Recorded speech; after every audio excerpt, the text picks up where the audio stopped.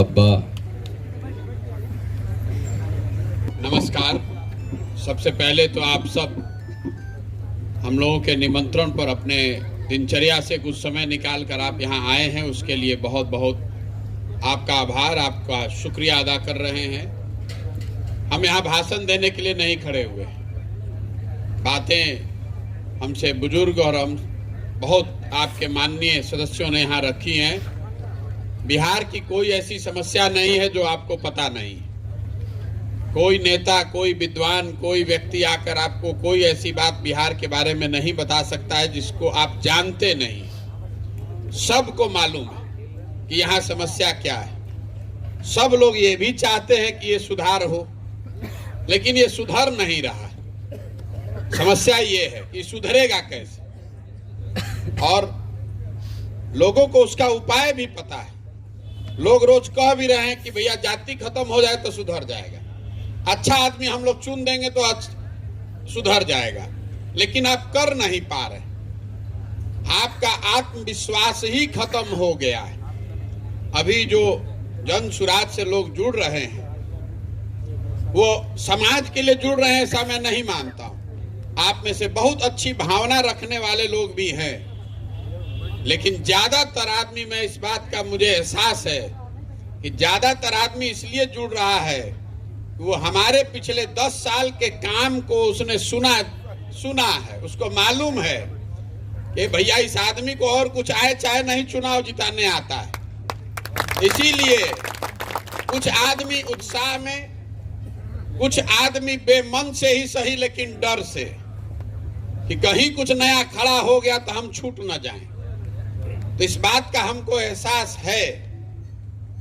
लोग बड़ी बड़ी बात कहते हैं समाज सुधारने के लिए, बिहार सुधारने के लिए, देश सुधारने के लिए। भैया हर आदमी देख रहा है कि अपना अवसर हमको तुरंत मिल जाए, जल्दी आगे बढ़ जाए। हमसे ज्यादा लोग घबराहट में हैं। हम कह रहे हैं कि अभी पैदल चलने में 2 बरस लगेगा, तो आदमी जो जुड़ता है हमसे आकर कहता है भैया इसको जल्दी कीजिए, तो जल्दी कीजिए, कल हमको विधायक का टिकट दे दीजिए, परसों मंत्री बना दीजिए, और आप समाज सुधार की बात कर रहे हैं। तो ये जो पूरा अभियान है ये नेताओं को गाली देने का अभियान नहीं है, ये जन आंदोलन भी नहीं है। यहाँ सब आंदोलन करने वाले लोग बैठे हैं और अपने अनुभव से आपको ये बताएंगे जो मैंने अपने जीवन में सीखा है। मेरा आंदोलनों में कोई यकीन नहीं है। आंदोलन जो है, आप मानव सभ्यता के इतिहास को पढ़िएगा तो आपको पता चलेगा कि आंदोलनों से पूरे मानव सभ्यता के पूरे विश्व के इतिहास में एक फ्रांस की क्रांति को अपवाद के तौर पर अगर हटा दीजिए तो किसी आंदोलन से, किसी क्रांति से नए समाज का सृजन नहीं हुआ। आंदोलन से आप लोगों को सत्ता से हटा सकते हैं। आंदोलन से आप बड़े से बड़ा सल्तनत उखाड़ सकते हैं। जैसा आपने देखा जेपी का आंदोलन हुआ तो उससे आपने इंदिरा गांधी की सत्ता को उखाड़ दिया, उससे नया भारत, नया बिहार नहीं बना। क्योंकि आंदोलन वो तेज हथियार है जिससे आप बड़े से बड़े वृक्ष को काट सकते हैं। आंदोलन के जरिए कितना भी तेज हथियार आपके पास हो, पौधे को पेड़ नहीं बना सकते हैं। सृजन का एक अपना समय है। आप खेत में बीज डालते हैं तो 3 महीने के बाद ही वो फसल होगा, वो घबराने से नहीं होने वाला है। इसलिए मेरा आंदोलन में कोई यकीन नहीं है। 10 साल जो काम मैंने पूरे देश में किया, जो कुछ भी देखा, सीखा, अनुभव किया, उन सारे अनुभव को जीवन के समेट के तब मैंने इसकी परिकल्पना की है। जन सुराज दल नहीं है, जन सुराज आंदोलन भी नहीं है। जन सुराज समाज की मदद से एक नई व्यवस्था बनाने का प्रयास है जिसमें दल तो बने। दल नहीं बनेगा, चुनाव नहीं लड़िएगा तो आप व्यवस्था बदलिएगा कैसे?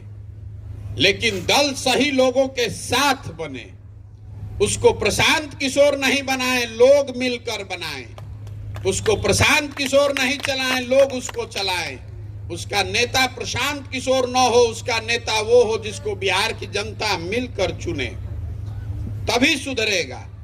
आपको लग रहा है कि लालू यादव परिवारवाद कर रहे हैं, आपको लग रहा है कि सोनिया गांधी, मुलायम सिंह यादव ये लोग अपने बच्चों को बढ़ा रहे हैं। ऐसी बात नहीं है।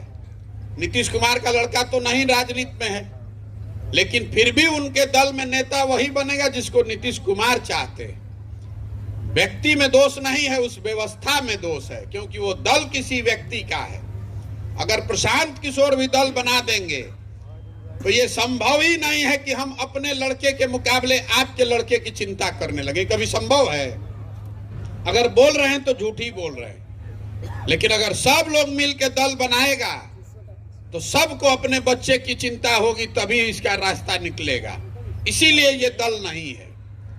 हम उन लोगों को ढूंढ रहे हैं जो लोग मिलकर दल बनाएं, और किसी नेता के खिलाफ गाली गलौज नहीं करना है। राजनीति में क्या होता है, जो सत्ता में है वो कह रहा है कि हम बहुत अच्छा कर रहे हैं, जो विपक्ष में है वो कह रहा है कि जो सत्ता में है ये सब बर्बाद कर रहे हैं। हम दूसरी बात कह रहे हैं, जन सुराज में हम लोग कह रहे हैं कि जिसने जो किया या करने का दावा कर रहा है उसको सबको सही मान लीजिए। काहे उलझते हैं लोग? घंटों घंटा उलझ रहा है कि मोदी जी ने क्या किया, कि लालू जी ने क्या किया। हम कह रहे हैं भैया मान लीजिए, सब ने जो किया या करने का दावा कर रहा है सबको सत्य मान लीजिए। ये हम लोग मान लें कि कांग्रेस 40 वर्ष में बिहार में बहुत काम किया। ये मान लीजिए कि लालू जी के राज में सामाजिक तौर पर गरीब और पिछड़े लोगों को आवाज मिल गई, यही तो दावा कर रहे हैं। मान लीजिए कि नीतीश कुमार के सुशासन से बिहार का कुछ फायदा हो गया। लेकिन अगर सारी बातों को सही मान भी लीजिएगा तो भी आपकी हमारी जो दशा है वो तो आंख के सामने ही है। इन सारी बातों को सही मानने के बाद बिहार आज देश का सबसे गरीब, सबसे पिछड़ा, सबसे ज्यादा अशिक्षित, सबसे ज्यादा भुखमरी और बेरोजगारी वाला राज्य है। इसको तो कोई काटिए नहीं सकता है। तो काहे उलझ रहे इसमें कि कौन नेता अच्छा किया कि नहीं किया? हम कह रहे हैं कि जिसने जो किया, जो करने का दावा कर रहा है, उसके लिए उसका धन्यवाद है, उसको प्रणाम कर रहे हैं। लेकिन इतनी बात तो समाज को समझ में आनी चाहिए कि जिस रास्ते पर चलकर 50 वर्ष में आप अपना जीवन नहीं सुधार सके, बिहार को अच्छा नहीं बना सके, उसी रास्ते पर अगर अगले 50 वर्ष भी चलते रहिएगा तो ये सुधरने वाला नहीं है। अगर सुधरना होता तो अब तक सुधर जाता। बात नीतीश, लालू, मोदी, प्रशांत किशोर की नहीं है। अगर पिछले 50-55 साल में 27 लोग मुख्यमंत्री बने हैं बिहार में, सब आदमी बेवकूफ थे ऐसा नहीं कहा जा सकता। हर आदमी चोर भ्रष्ट था ऐसा नहीं कह सकते। किसी ने प्रयास नहीं किया ये भी आप नहीं कह सकते। परेशानी कहीं और है। आपको ये समझ में नहीं आ रहा है कि आप इस बदहाली में हैं क्यों। देखिए, दुनिया भर के विद्वानों ने बताया है, अगर आपको गरीबी से निकलना है, समाज की उन्नति करनी है, उन्नति के 3 ही रास्ते हैं।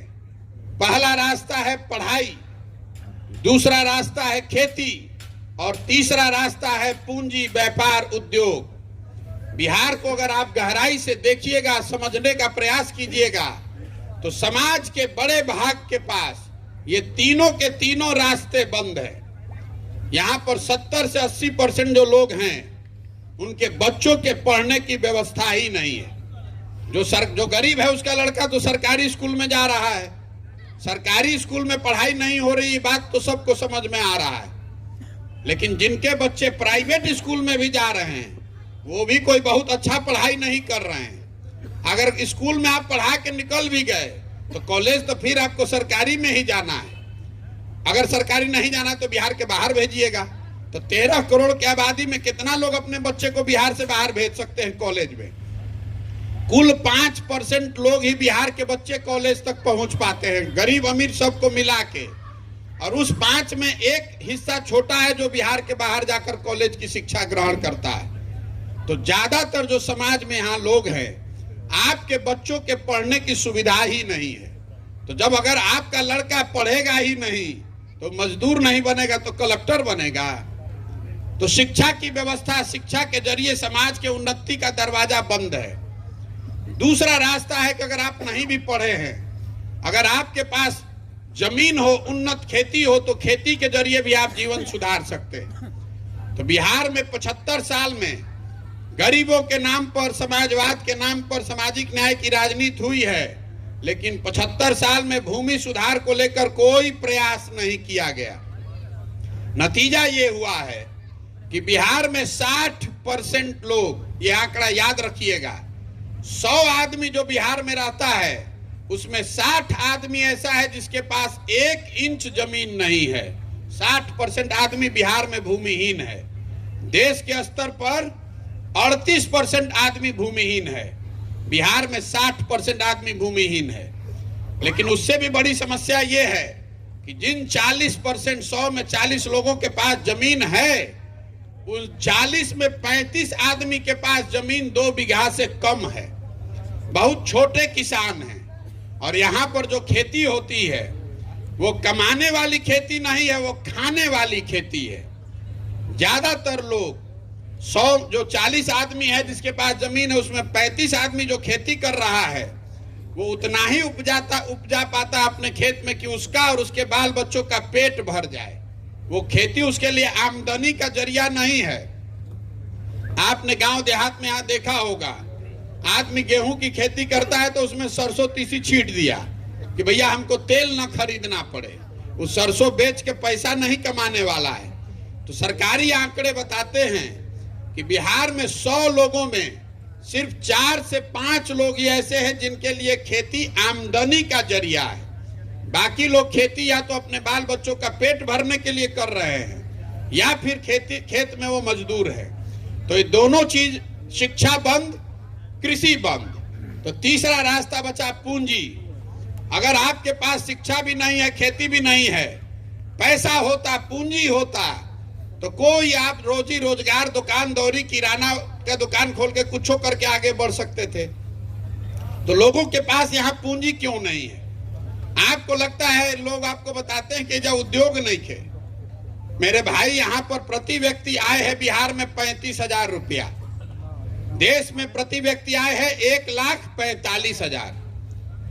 देश में 1,45,000 प्रति व्यक्ति आय है, बिहार में प्रति व्यक्ति आय है 35,000 रुपया। तो 35,000 रुपया में आप खाइएगा क्या, बचाइएगा क्या और पूंजी कहां से लाइएगा? दूसरी जो सबसे बड़ी दिक्कत है बिहार में, जो आपके पास पूंजी नहीं है, लोगों के पास व्यापार करने के लिए, घर खरीदने के लिए, बनाने के लिए, गाड़ी खरीदने के लिए पैसे क्यों नहीं है? पैसा, पूंजी आता है बैंक से। आप रोज चर्चा सुनते हैं बिहार में मजदूरों का पलायन हो रहा है। आप ये सुनते हैं कि भैया पढ़े लिखे लोग बाहर जाकर कोटा में कोचिंग कर रहे हैं। आप एक नई बात समझिए, बिहार के गरीबी के पीछे सबसे बड़ा कारण है पूंजी का पलायन। रिजर्व बैंक का डेटा बताता है कि बिहार की जनता, जो पैसा आप बैंक में रखते हैं, बैंकों की यह जिम्मेवारी है कि उस पैसे को आपको कर्ज के तौर पर वापस समाज में पूंजी के लिए दे। आप गाड़ी खरीदने जाते हैं तो 20,000 रुपया देते हैं, 80,000 रुपया लोन लेते हैं। बिहार में पिछले वित्तीय वर्ष में, आपको उदाहरण के तौर पर बता रहे हैं, बिहार की गरीब जनता ने 4,21,000 करोड़ रुपया बैंकों में जमा किया। बिहार में लोगों ने जमा किया 4,21,000 करोड़ रुपया। सरकारी नियम के हिसाब से बैंकों को बिहार के लोगों को लोन देना चाहिए था 2,80,000 करोड़ रुपया। 70% देश के स्तर पर बैंकों के पास ये जिम्मेवारी है, 70% आपको लोन देना ही है। बिहार में मिला कितना? 1,61,000 करोड़ रुपया, 40% सीडी रेशियो। ये रिजर्व बैंक का डेटा है। तो बाकी पैसा कहां गया? बाकी पैसा दूसरे राज्यों में चला गया, जहां पर उद्योग लग रहा है, जहां पर घर बन रहा है। तो आप नोएडा में जाइएगा घर खरीदने, 1 करोड़ का घर है, 10 लाख रुपया दीजिएगा, 90 लाख रुपया आपको होम फाइनेंस मिल जाएगा। लेकिन अगर आपको वैशाली में घर बनाना है 1 करोड़ रुपया का, 50 लाख का, तो बैंक आपको लोन नहीं देगा जल्दी। तो यहाँ पूंजी है नहीं। और इसका असर अगर आपको समझना है तो 1990 में जब लालू जी मुख्यमंत्री बने, उस समय से लेकर पिछले वित्तीय वर्ष तक बिहार से बैंकों ने 26 लाख करोड़ रुपया, आप सुन लीजिए, आपको ये बिहार में कोई नहीं बताएगा, बिहार की जनता का पैसा, ये बाहर के उद्योगपतियों का पैसा नहीं है, जो आपने हमने बैंकों में अपने बचत का पैसा जमा किया, वो 26 लाख करोड़ रुपया पिछले 32 बरस में बैंकों ने यहां से ट्रांसफर कर दिया दूसरे राज्य में। तो आपके पास शिक्षा है नहीं, खेती है नहीं, पूंजी है नहीं, तो आप आगे बढ़िएगा कैसे? जरा आप अंदाजा लगाइए कि अगर 26 लाख करोड़ रुपया बैंकों ने यहाँ कर्ज दिया होता तो कितना ज्यादा घर बनता, कितनी ज्यादा गाड़ी खरीदी गई होती, कितने लोगों को रोजगार मिला होता, कितने लोगों ने दुकान दौरी किया होता, कितने लोगों ने चाय का दुकान खोला होता, कितने लोगों ने सैलून खोला होता, लड़के स्वरोजगार करते। तो बिहार की व्यवस्था तब तक नहीं सुधर सकती है जब तक यहाँ पर लोगों को, हर बच्चे को अच्छी पढ़ने की सुविधा न हो, खेती को कमाई वाला खेती न बनाया जाए, और तीसरा लोगों के हाथ में पूंजी नहीं दिया जाए। जब तक ये 3 काम नहीं होगा कोई बिहार को सुधार नहीं सकता है। चाहे वोट जिसको देना है दे दीजिए, आप गरीबी से नहीं निकल सकते हैं। तो अगर आप पूछिएगा भैया प्रशांत किशोर आपको समझ में आ रहा है तो ये नेता लोग जो बैठा है वो क्यों नहीं कर रहा है, उसका जवाब अभी 2 मिनट में आपको देते हैं, तो आपको समझ में आएगा कि आपकी हमारी दुर्दशा क्यों है। ये देखिए, इतनी बात आप ध्यान से सुन रहे हैं, अब एक सवाल का सबको जवाब देना है। आपको इतनी बात तो समझ में आ रही है कि बिहार में जहां 40,000 करोड़ रुपया हर साल हम लोग शिक्षा पर खर्च कर रहे हैं, कम से कम सबके बच्चों के पढ़ने की व्यवस्था अच्छी होनी चाहिए। होनी चाहिए कि नहीं होनी चाहिए? मुंह नहीं लाना, आप कथा सुनने थोड़े ना आए हैं, सोच कर बताइए। फिर से पूछ रहे हैं सवाल, हाँ चाहे ना बोलना है। आपकी समझ से बिहार में और कुछ हो चाहे नहीं, बच्चों के पढ़ने की व्यवस्था अच्छी होनी चाहिए कि नहीं होनी चाहिए? यहाँ पर तो कोई बुर्बक आदमी नहीं बैठा है, यहाँ पर तो आप लोग सब यही कहिए कि कोई जाति नहीं करने वाला है, कोई बेवकूफ नहीं है, कोई दारू पी के वोट नहीं देने वाला है, कोई 500 रुपए में वोट बेचने वाला नहीं है।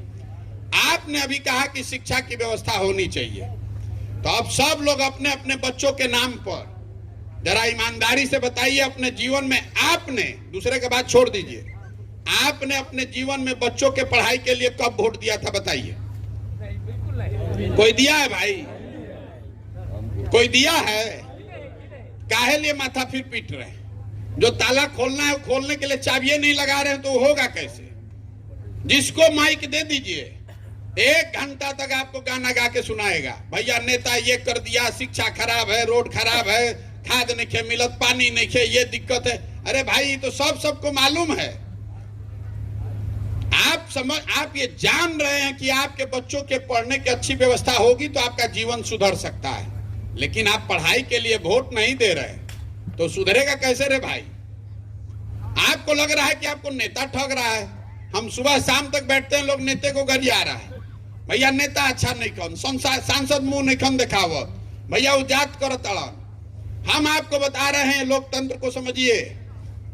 आपने जिस चीज पर वोट दिया है वो चीज आपको मिल रहा है, या भ्रम में मत रहिए कि आप वोट ठीक दे रहे हैं, नेता गलत कर रहा है, हो ही नहीं सकता है। हमने पूरे बिहार में वोट दिया है जात के नाम पर, तो जाति की चर्चा और जाति की गणना घरे घरे हो रहा है कि नहीं हो रहा है? बताइए। हमने वोट दिया है 5 किलो अनाज पर, तो बिहार में कितना भ्रष्टाचार है, तो सबको 4 किलो अनाज मिल रहा है कि नहीं? 1 किलो चोरी करके 4 किलो मिल रहा है अनाज चोरी करके। किसको नहीं मिल रहा है? अरे बहुत को नहीं मिला, 80% को मिल रहा है ना। मिल रहा है, कैसे नहीं मिल रहा है?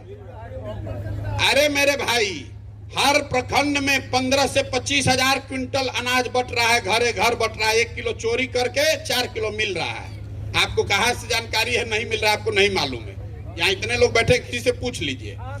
5 किलो अनाज पर आपने वोट दिया है तो 4 किलो मिल रहा है, 1 किलो चोरी करके मिल रहा है।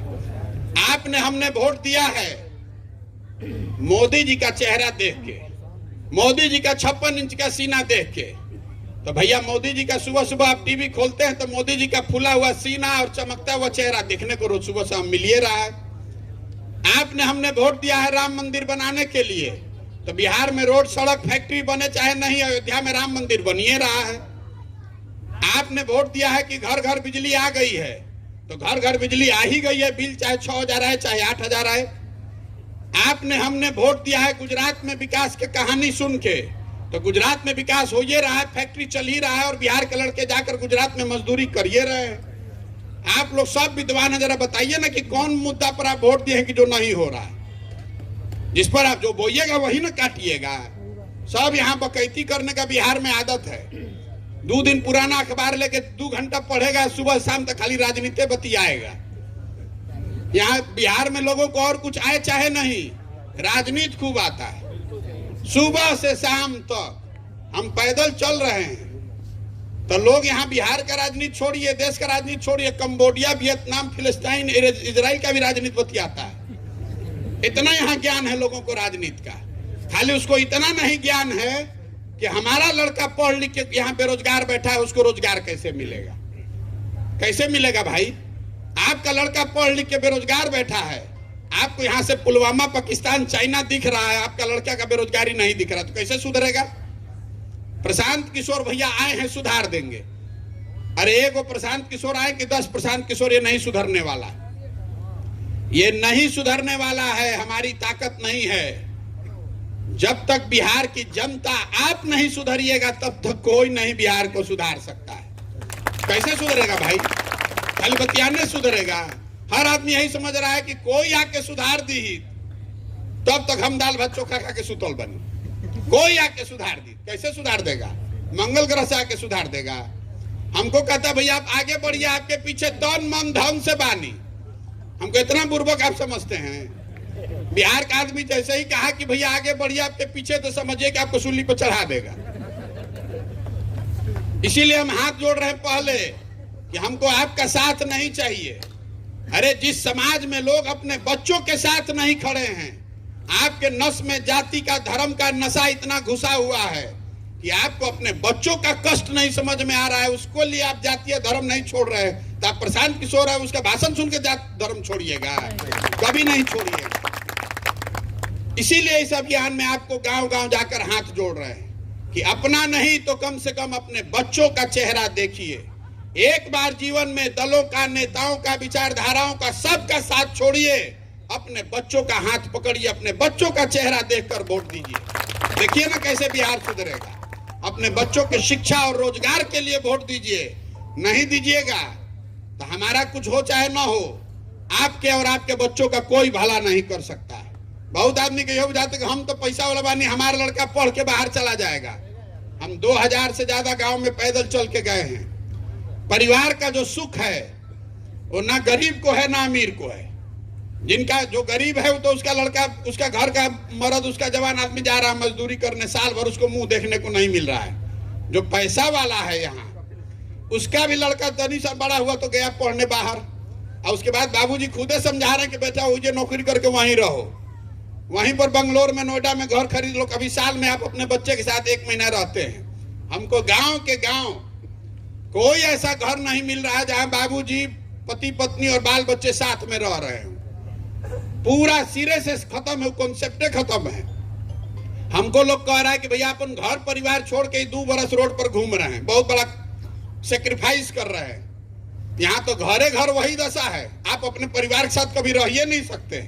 आपका लड़का पढ़ेगा तो बाहर ही पढ़ना पड़ेगा, नौकरी करेगा तो उसको बाहर नौकरी करना है, बीमार पड़ जाइएगा तो दिल्ली टंगा के जाइएगा, यहाँ उसका कोई व्यवस्था नहीं है। तो ये समस्या सबकी है। अगर बिहार डूब रहा है, अगर जहाज डूबेगा तो उसमें कोई नहीं बचने वाला है। बहुत आदमी समझ रहा है कि हम पैसा लूट के जा बढ़िया हो जाएंगे, कुछ नहीं होने वाला है। और जब पैसा लूट के जाइएगा, बंगलोर में बैठिएगा तो आपको बिहारी कह के गालिए देगा। हमसे ज्यादा आपको सफलता नहीं मिलेगी जीवन में।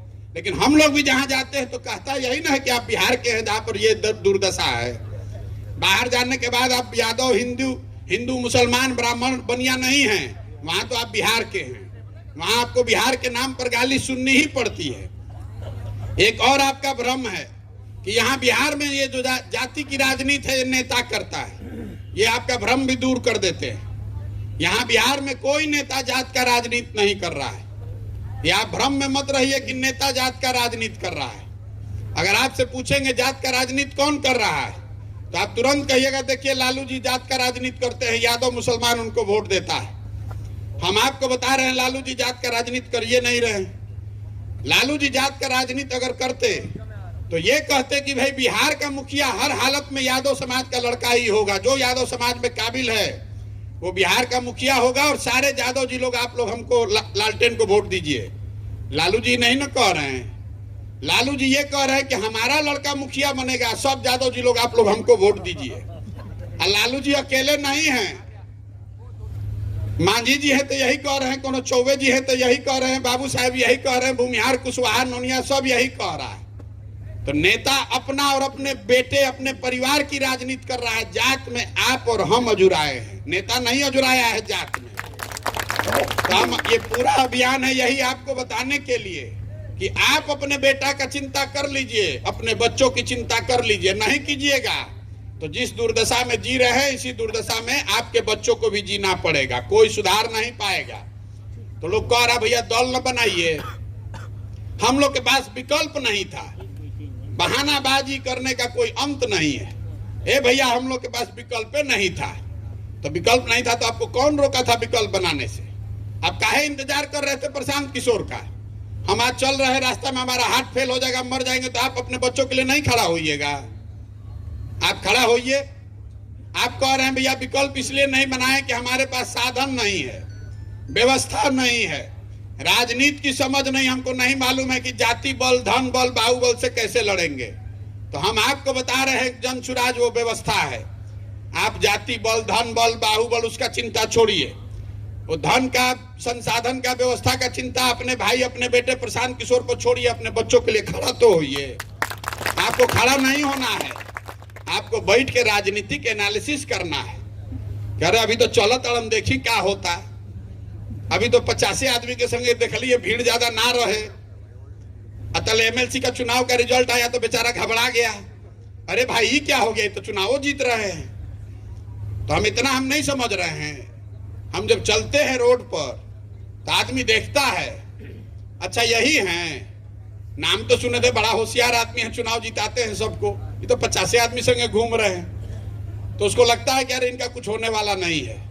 फिर उसको डर लगता है भाई आदमी तो बड़ा होशियार है, तो चलिए कुछ बात नहीं, समूह में जाके कह देते हैं कि भैया रुआ संगे बानी, कुछ हो नहीं हो, कल कुछ खड़ा हो जाएगा तो कह देंगे कि हम पहले ही दिन से लगे हुए थे। अरे भैया वो आपका डर है। आपको मालूम है कि ये आदमी अगर आया है तो ये सोच समझ कर आया है। अभी सारण में टीचर का इलेक्शन हुआ तो हमको इतना दिन से लोग गणना कर रहा है कि अच्छा ये आए हैं तो किसका वोट ज्यादा काटेंगे, एनडीए का काटेंगे कि महागठबंधन का काटेंगे। पता चला जनता खड़ी होगी, दोनों कट के साफ हो गए।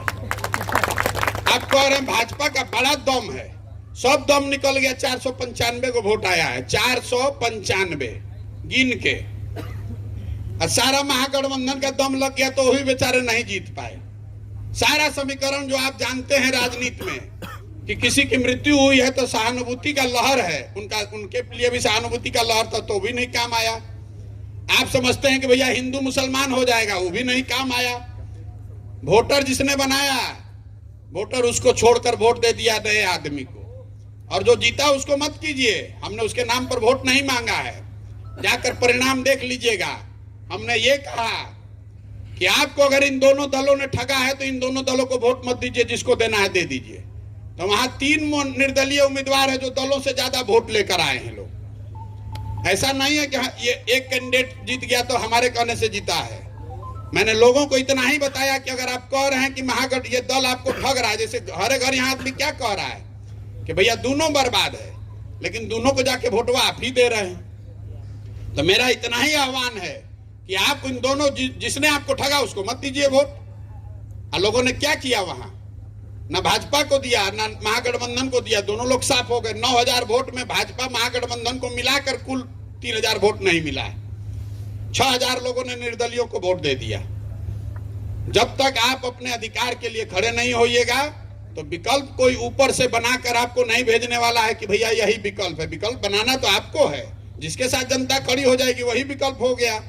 तो खड़े होइए, समझिए ये कार्यकर्ता बनने का अभियान नहीं है, हम कार्यकर्ता बनाने नहीं निकले हैं। हम ऐसे लोगों को ढूंढ रहे हैं जो नई व्यवस्था में संस्थापक, उसके मालिक, मुखिया बनना चाहते हैं। हमारे पीछे चलने की जरूरत नहीं है, अगर हमारे साथ चलने का जज्बा है तो खड़ा होइए, और नहीं है तो जिसका झंडा ढो रहे हैं उसका धोते रहिए, उससे हमको कोई फर्क नहीं पड़ने वाला है। एक अंतिम बात, 2 और सवाल लोग करते हैं कि भैया इतना ही बड़ा बड़ा बतिया रहे हैं कि पैसा कहां से ला रहे हैं, तो उसका भी आपको जवाब दे देते हैं। ये पूरा अभियान चलाने के लिए पैसा कहां से आ रहा है? पैसा सरस्वती से आ रहा है। हम नेता मंत्री नहीं हैं, अफसर विधायक नहीं है कि किसी से पैसा लेंगे। पैसा उन लोगों से लिया जा रहा है जिनके मुख्यमंत्री बनने में, राज्यों को जीतने में हमने मदद की है। आज 6 राज्य ऐसे हैं जहां मुख्यमंत्री वो लोग हैं जो जिनके बनने में, जीतने में हमने कंधा लगाया है। मदद उनसे मांग रहे हैं कि बिहार में हमको एक नई व्यवस्था बनानी है, गरीब से गरीब आदमी भी पैसे के बगैर पीछे न छूट जाए, इसके लिए आप हमको मदद कीजिए। लेकिन उनसे मदद मांग के तो जीवन भर ये चल नहीं सकता है। इसलिए हम बिहार में एक नई व्यवस्था खड़ा कर रहे हैं। 2011 से पहले यहाँ बहुत बड़ा बड़ा सोशल मीडिया का आजकल धुरंधर बन रहे हैं। वो 2011 में सोशल मीडिया हमने शुरू किया, बिहार के लड़के ने शुरू किया। हमने बताया कि सोशल मीडिया, फेसबुक और व्हाट्सएप भी कोनो चिड़िया का नाम है। तो हम यहाँ व्यवस्था बना रहे हैं। अगर जन सुराज दल बनता है तो हम ये व्यवस्था बना रहे हैं कि मोबाइल के माध्यम से आप अपने घर में बैठकर 100 रुपया, 200 रुपया बैंकों के जरिए जन सुराज को दे पाएंगे। मेरा लक्ष्य यह है कि 2 करोड़ बिहार के लोगों से 100-100 रुपया लिया जाए, 200 करोड़ रुपया जमा हो जाएगा, किसी से पैसा लेने का जरूरत नहीं। अब आप बताइए कि बिहार में 2 करोड़ आदमी है कि नहीं जो 100-100 रुपया दे देगा? 100-100 रुपया देने का ताकत है कि नहीं 2 करोड़ आदमी को? 100-100 रुपया भी दे दिया तो 200 करोड़ रुपया हो जाएगा। हम उसका व्यवस्था बना रहे हैं, उसका ट्रायल रन चल रहा है, उस पर बहुत कंट्रोल है। आरबीआई वगैरह का बहुत तरह का व्यवस्था है, ईडी है, पीडी है, बनाया जा रहा है। लोगों ने 20-30 लाख रुपया दिया भी है, उसको आप जाके वेबसाइट पे देख सकते हैं। साल भर रुकिए, वो व्यवस्था बना रहे हैं। हमको समझ रहा है कि पैसा कहाँ से लाएंगे, हम इतना बेवकूफ में से नहीं हैं। हम अगर यहाँ लड़ने आए हैं तो आप ये मान कर चलिए कि इसको जीतने का खाका आप दिमाग में बना कर लाए। ये सोच समझ कर आए हैं कि ये कठिन लड़ाई है, इसको जीतने के लिए कैसी व्यवस्था बनानी पड़ेगी, कितना संसाधन लगाना पड़ेगा, कितना पसीना बहाना पड़ेगा, वो सब कुछ करेंगे, कुछ भी नहीं छोड़ने वाले। अपना जीवन का सब कुछ इसलिए दांव पर लगाए हैं कि हर हालत में बिहार को सुधारने का ये प्रयास होना चाहिए, ईमानदारी से होना चाहिए। कोई ये नहीं कह सकता है कि प्रयास नहीं हुआ। जीतना हारना आपके हाथ में है। कुछ लोग ये बता रहा है कि सरकार में जाना चाहते हैं। बहुत राजनीतिक आदमी ये भी समझ रहा है, अरे आप इतने बड़े बेवकूफ हैं, हमको सरकार में जाना होता तो उसके लिए ही देह खपाने का क्या जरूरत है? नीतीश कुमार आजे बुलाएंगे, कल हम सरकार में शपथ ले लेंगे। हमको कौन रोक रहा है सरकार में जाने से? ये सरकार बनाने का अभियान नहीं है, ये बिहार को बदलने का अभियान है, बिहार को देश के अग्रणी और समृद्ध राज्यों में शामिल करने का अभियान है। अगर जुड़ना है तो सोच समझ कर जुड़िए, और नहीं जुड़ना है तो जिस विचारधारा, जिस नेता, जिस दल से जुड़े हैं उसका झंडा लेकर घूमते रहिए, हमको उससे फर्क नहीं है। लेकिन वो गलती कीजिएगा तो अपने और अपने बच्चों के भविष्य के लिए आप स्वयं से जिम्मेवार होइएगा, दूसरे को दोष मत दीजिए। आपसे इतना ही आग्रह कर रहे हैं कि आप अपने बच्चे के लिए वोट दीजिए, अपने बच्चे के पढ़ाई और रोजगार के लिए वोट दीजिए। अगर नहीं दीजिएगा, जाति पर दीजिएगा, धर्म पर दीजिएगा, राम मंदिर, नाली गली, 5 किलो अनाज पर अपना वोट बेचते रहिएगा तो जीवन में कभी भी आपका भला नहीं हो सकता है, आपके बच्चों का भला नहीं हो सकता है। जिसको चुनना है चुन दीजिए, सुधरने वाला नहीं है। मैं इसी के साथ अपनी बात खत्म करूंगा। जिसको अगर आपको सवाल करना है तो आप सवाल भी कर सकते हैं। बहुत बहुत धन्यवाद।